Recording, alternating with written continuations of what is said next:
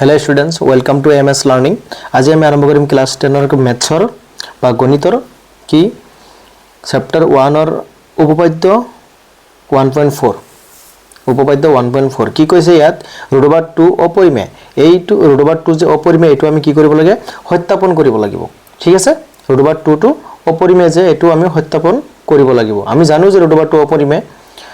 পৰিমেয় নহয় গতিকে আমি এটো সত্যাপন কৰিম কেনেকৈ চোৱা একদম সহজ হয় মই কৰি আছো চোৱা প্ৰথমে চোৱা আমি কি কৰিম √2 অপৰিমেয় এটো আমি প্ৰথমতে কি কৰিম √2 যে অপৰিমেয় এটো আমি বিৰুদ্ধভাৱে ধৰি লম বিৰুদ্ধভাৱে ধৰা হল √2 এটা পৰিমেয় আছে এই অপৰিমেয় আছে আমি পৰিমেয় ধৰি লম পৰিমেয় ঠিক আছে এতিয়া চোৱা এতেকে যদি পৰিমেয় হয় পৰিমেয় হলে আমাৰ কেনেকুৱা হয়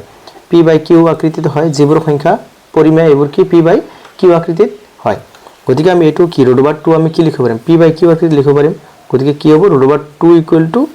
p/q ঠিক আছে ভাই এটো তুমি যদি কোৱা p/q নহয় যদি a b দিয়া তথাপি হ'ব প্ৰবলেম নাই যদি a b দিয়া ধৰি লোৱা a b দিবা a/b প্ৰবলেম নাই দিলে হল যত a আৰু b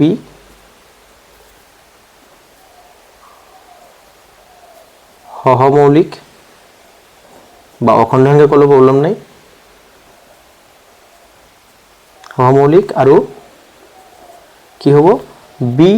not equal to 0 কি হ'ব a আৰু b সহমৌলিক হ'ব আৰু b not equal to 0 হ'ব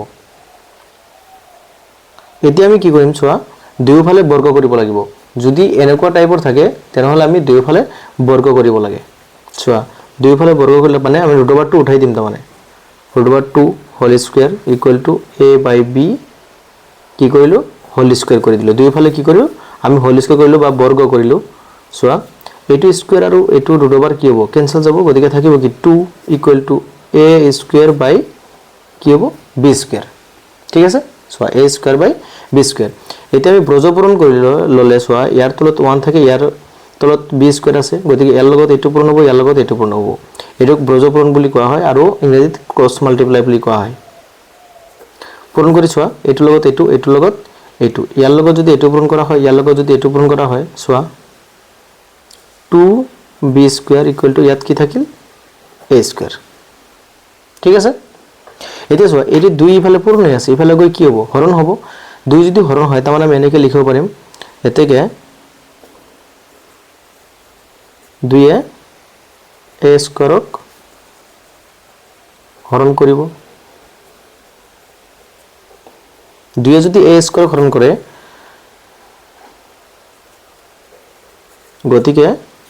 2 এ কি কৰিব a ক হৰণ কৰিব এটো a ক কি কৰিব হৰণ কৰিব গতিকে আমি কি ক'ব পাৰিম যদি a ক হৰণ কৰে বা 2 এ a ক হৰণ কৰে তেনেহলে ইয়াৰ কি হ'ব এটো a বা 2 এর এটা কি উৎপাদক হ'ব সো 2 এর এটা কি এর এটা উৎপাদক ঠিক আছে যদি উৎপাদক হয় তাহলে আমি এনেকৈ লিখিব পাৰিম এতেকে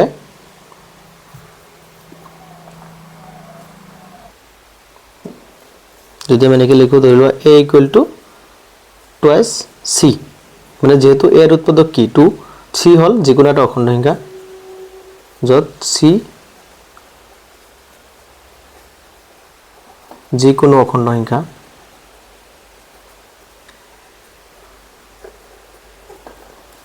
পাইছা বুজি তাৰপিছত চোৱা এইটো বস্তু যদি আমি নাম্বাৰ 1 দিও 1 দিলে কি হ'ব 1 ইমপ্লাইজ কি হ'ব চোৱা 1 ইমপ্লাইজ হলে a এৰ ভ্যালু আমাৰ কি আছে a মানে কি আছে ইয়াত a equal to 2c কিন্তু ইয়াত আমি কি বহাই দিব পাৰিম a এৰ হলনি 2c বহাই দিব পাৰিম ইয়াত মানে 2b স্কয়াৰ ইকুৱেল টু ইয়াত কি হ'ব 2c হোল স্কয়াৰ এতিয়া চোৱা 2b এইটো আগৰ পৰাই আছে এইটো কি হ'ব 4c স্কয়াৰ ঠিক আছে চোৱা তাৰ পিছত এইটো তো ইফালে পূৰণ হৈ আছে ইফালে গৈ কি হ'ব হৰণ হ'ব তাৰমানে কি হ'ব b square equal to 4c square divided by 2 তাৰমানে b স্কয়াৰ ইকুৱেল টু এইটো ইফালে যদি কাটাকাটি কৰা 2 হ'ব 2 হলে কি হ'ব 2c হোল স্কয়াৰ ঠিক আছে তাৰমানে কি 2 b স্কয়াৰ হৰণ কৰিব 2 যদি b স্কয়াৰ হৰণ কৰে তাৰমানে কি হ'ব b ক হৰণ কৰিব চোৱা এই আগৰ নিচিনাকে ইয়াৰ নিচিনাকে লিখিব পাৰিম এতেকে কি কৰিব 2 এ b স্কয়াৰক হৰণ কৰিব গতিকে এই 2 এ কি কৰিব b ক হৰণ কৰিব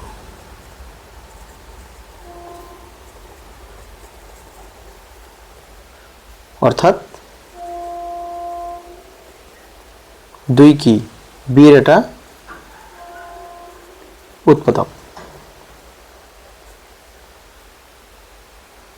উৎপাদক ঠিক আছে সো আৰু অলপ আছে হৈছে একদম এইখিনি বস্তু চালে একদম সহজ হয় এইখিনিৰ লগত এইখিনি মিল আছে গতিকে ফিনিশিংটো চোৱা তাৰমানে কি হ'ব যেহেতু a আৰু b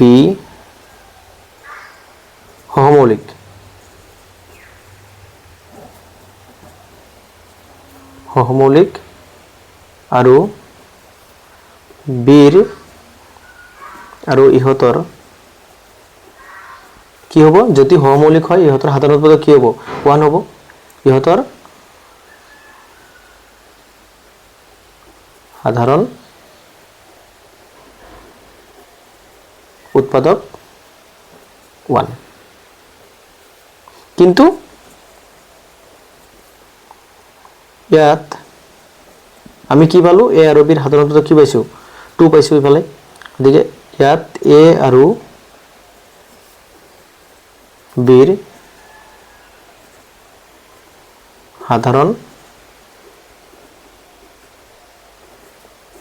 উৎপাদক 2 যেটো কি আমাৰ ইয়াৰ লগত নিমিলা হৈছে আৰু a আৰু b ৰ সহমৌলিক কি হল ইহতৰ সাধাৰণ উৎপাদক 1 হ'ব লাগিব কিন্তু ইয়াৰ সাধাৰণ উৎপাদক 1 হোৱা নাই কি হৈছে 2 হৈছে গতিকে পৰিমেয় নহয় তাৰমানে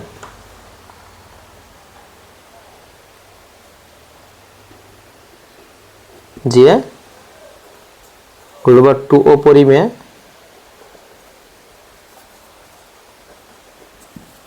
এই সত্যতাক কি কৰে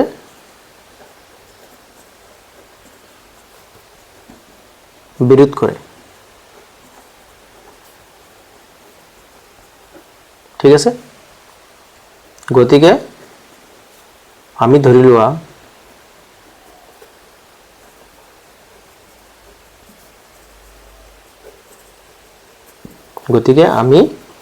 লোৱা কি ধৰিছিলো √2 পৰিমেয়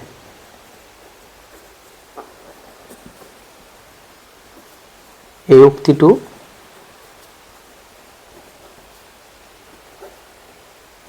ভুল এতেকে √2 অপৰিমেয় এটো প্ৰমাণ কৰা হল তাৰমানে একদম সহজ এটা আছে লাস্ট ফিনিশিং আৰু ইফালে কি আছে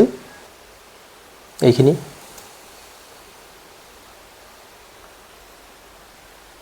চোৱা